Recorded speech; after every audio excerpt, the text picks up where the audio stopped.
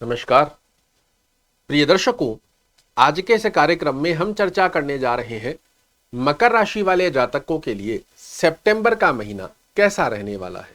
कुछ इस क्रमबद्धता से हम समझेंगे कि आपके लिए सितंबर का महीना किस प्रकार प्रदर्शित होगा। सर्वप्रथम स्थिति में आपका स्वास्थ्य दृष्टिकोण क्या संकेत दे रहा है, धन दृष्टिकोण की स्थिति किस प्रकार इस महीने में आपके सामने प्रदर्शित होगी, कर्म क्षेत्र में वो कौन सी तारीख है जिस तारीख से 90 डिग्री के बड़े चेंजेस आपको देखने को मिलने वाले हैं। भाग्य, शिक्षा, यात्रा, दाम्पत्य जीवन और प्रेम संबंधों की स्थिति किस प्रकार आपके सामने प्रदर्शित होगी, यही अग्रिम जानकारी लेकर आज आपके सामने उपस्थित हुआ हूं। और जब नियर फ्यूचर को आप ग्रह गोचरीय अवस्था के आधार पर समझ लेते हैं तो किसी भी प्रकार की प्लानिंग करना आपके लिए बहुत ही सहज हो जाती है। सर्वप्रथम स्थिति में चर्चा करेंगे पहले सुख की, जिसे शास्त्र कहता है निरोगी काया। आपके लग्न के स्वामी होते हैं शनि महाराज, द्वितीय भाव में अपनी ही राशि में बने हुए हैं और वक्र गति के चलते आपको आपके लग्न का भी फल दे रहे हैं। और ये एक बहुत स्पष्टीकरण में संकेत है कि सितंबर का महीना मकर राशि वाले जातकों के लिए स्वास्थ्य दृष्टिकोण से एक बहुत अच्छी अवस्था को दर्शा कर देगा। आपके निर्णय, आपके आचार विचार, व्यवहार, स्वभाव की स्थितियों के अंदर एक अच्छी पुष्टता का सितंबर महीना आपके सामने प्रदर्शित होने जा रहा है। दूसरी अवस्था धन दृष्टिकोण की स्थिति क्या संकेत दे रही है, तो ये स्थान आपका धन भाव होता है और शनि महाराज धन भाव में ही विराजित है। किंतु मैंने आपको बताया ये वक्र गति में आपको लग्न का फल भी दे रहे हैं। और लग्न की स्थिति पर जब शनि महाराज का फल हो तो आप सभी लोग जानते हैं ये न्याय प्रिय और कर्म फल प्रदाता ग्रह है। आप अपनी दक्षता के दम पर अपने लक्ष्य को साधने का प्रयास करते हैं। इस महीने में शनि महाराज के आशीर्वाद से आपको धन दृष्टिकोण की स्थितियों में भी अच्छी पुष्टता का योग देखने को मिलेगा। आप अपनी दक्षता के दम पर धन को अर्जित करें, इस प्रकार की शक्ति और आशीर्वाद शनि महाराज आपको प्रदान करने जा रहे हैं। बात करें यदि कर्म दृष्टिकोण की स्थिति क्या संकेत दे रही है, तो ये आपका कर्म भाव होता है। और कर्म भाव के स्वामी कौन है, तो शुक्र महाराज कहाँ विराजित हैं, आपकी कुंडली में भाग्य भाव में, किंतु नीचस्थ अवस्था में बने हुए हैं।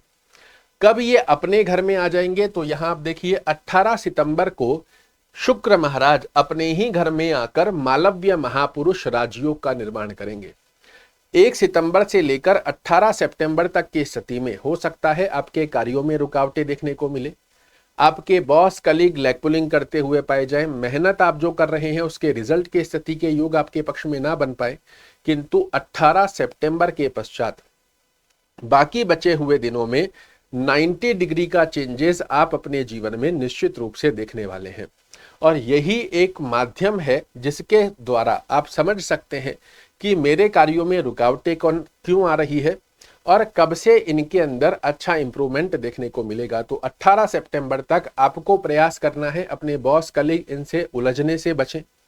अपने कर्म क्षेत्र में छोटा मोटा डिले देखने को मिलता है, डिमोटिवेट नहीं होना है, फ्रस्ट्रेट नहीं होना है, क्योंकि 18 सितंबर के बाद एकदम से इतना तेजी से आपके कर्म क्षेत्र में अच्छा बूस्टअप आएगा जो कि पिछले समय की भी रिकवरी कर देगा और इवन नई आयाम आपके लिए प्रदर्शित करता हुआ पाया जाएगा। भाग्य दृष्टिकोण पर यदि हम चर्चा करते हैं तो ये आपका भाग्य स्थान है और भाग्य स्थान के स्वामी कौन है, बुध महाराज कहाँ विराजित हैं, आपकी कुंडली के अंदर अष्टम भाव में। इस महीने में अष्टम भाव में बुध महाराज का होना यह भाग्य का संकेत नहीं देता है, किंतु 23 सितंबर को बुध महाराज आपके भाग्य स्थान पर ही आकर विराजित होंगे। 23 सितंबर तक आपको भाग्य भरोसे नहीं बैठना है। जिन कार्यों को पूर्ण करना है उसमें एकाग्रचित्तता से संलग्न रहिएगा। छोटे छोटे सी ऑब्स्टेकल देखने को मिल सकते हैं, कार्यों में रुकावटें देखने को मिल सकती है। आपको लगेगा कि अब ये कार्य होने ही वाला है, फिर उसमें कुछ ना कुछ रुकावट आ गई। किंतु 23 सितंबर के पश्चात बुध महाराज निश्चित रूप से आपको अनुभूति कराएंगे कि भाग्य का साथ कहते किसको है। जहां हाथ डालेंगे वहां से सफलता का एक नया शिखर आपको प्रदान करने की बाध्यता बुध महाराज लेते हैं। किंतु कब से, तो 23 सितंबर के पश्चात। 18 सितंबर के बाद आपको कर्म क्षेत्र में अच्छी ग्रोथ दिखना चालू हो जाएगी और 23 सितंबर के पश्चात भाग्य दृष्टिकोण बड़ी ही अच्छी अवस्था को आपके लिए दर्शाकर देने जा रहा है। बात करें यदि विद्या दृष्टिकोण की स्थिति क्या संकेत दे रही है, तो आपके विद्या भाव के स्वामी शुक्र महाराज नीचस्थ अवस्था में बने हुए हैं 18 सितंबर तक। यहां तक हो सकता है आपको खेलना कूदना घूमना फिरना मौज मस्ती कंप्यूटर मोबाइल अपने मित्र गणों के साथ में टाइम खराब करने की स्थिति में रुचि जागृत होती हुई दिखाई दे, किंतु इससे आपको बचने की आवश्यकता है। 18 सितंबर के पश्चात कर्म दृष्टिकोण और विद्या दृष्टिकोण की स्थिति बेहद अच्छी हो जाएगी, किंतु यहां तक आपको बैलेंस कर रखने की आवश्यकता रहेगी। बात करें यदि यात्रा दृष्टिकोण की स्थिति क्या संकेत दे रही है, तो यह आपका यात्रा भाव है। यात्रा भाव के स्वामी बुध गुरु महाराज आपके पंचम भाव में बने हुए हैं। ये अपने आप में एक बड़ी अच्छी अवस्था का योग है कि इस महीने चाहे आप व्यापारिक यात्रा करते हैं या भौतिक सुखों को अर्जित करने वाली यात्रा करते हैं, बिल्कुल की जा सकती है, किंतु फिर भी मैं आपको एक सलाह जरूर से दूंगा कि यदि व्यापारिक यात्रा आप कर रहे हैं 18 सितंबर के बाद की प्लानिंग कीजिए, निश्चित रूप से आपके लिए बेहद सुंदर अवस्था का योग बनकर आएगा। और यदि उसमें 23 तारीख के पश्चात का योग आप ऐड कर लेते हैं तो ये लग जाएगा सोने पर सुहागा। बात करें दाम्पत्य जीवन की स्थिति क्या संकेत दे रही है, तो दाम्पत्य भाव आपका ये होता है महीने की पहली ही तारीख पर आपके स्पाउस हाउस के लॉर्ड स्वराशिस्त होकर महीने की शुरुआत करने जा रहे हैं और ये अपने आप में एक बड़ा अच्छा योग है, जो कि ये इंगित करता है कि दाम्पत्य जीवन की स्थिति के अंदर आपको एक अच्छा योग बनकर आएगा। पिछले समय में किसी प्रकार की अंडरस्टैंडिंग रिलेटेड इशू देखने को मिल रहे थे, वो भी इस महीने समाप्त होते हुए दिखाई देंगे। प्रेम संबंध पर यदि हम चर्चा करते हैं तो प्रेम संबंध की स्थिति के आधार पर आपके लिए 18 सितंबर तक की स्थितियां थोड़ी सी कॉम्प्लिकेटेड हैं। इस सिस्टम को 18 तारीख तक अपने रिलेशन को बैलेंस कर रखने की आवश्यकता रहेगी। 18 सितंबर के पश्चात बड़ी अच्छी अवस्था बन जाती है, किंतु 18 सितंबर से पहले यदि आप ओवर एक्सपेक्टेशन रखते हैं, बिना फिजूली में जिन चीज़ों को इग्नोर किया जा सकता है उनके ऊपर रिएक्ट करते हुए पाए जाते हैं, तो ये आपकी रिलेशनशिप के लिए अच्छा नहीं माना जाएगा। अब हम जानते हैं इस महीने के कौन से वो शुभ रंग, शुभ अंक और शुभ दिवस हैं जिनका पालन कर आप बना सकते हैं सितंबर के महीने को यादगार।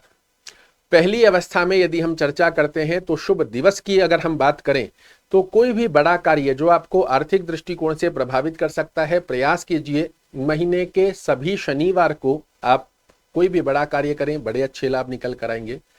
18 सितंबर के पश्चात जो भी शुक्रवार आएगा इस पर आप कोई भी बड़ा कार्य करते हैं, बड़े अच्छे लाभ निकल कर आएंगे। 23 सितंबर के पश्चात बुधवार के दिन कोई भी कार्य करेंगे, इसमें निश्चित रूप से आपकी सफलता की परसेंटेज बहुत अच्छे स्वरूप में प्रदर्शित होती हुई दिखाई देती है। बात करें यदि शुभ रंग की कौन से हैं, तो काला रंग, नीला रंग, हरा और सफेद रंग का खाना पहनना आसपास के वातावरण में जितना ज्यादा आप प्रयोजन में लाएंगे उतना सकारात्मक ऑरा आपके इर्द गिर्द क्रिएट होता हुआ दिखाई देता है।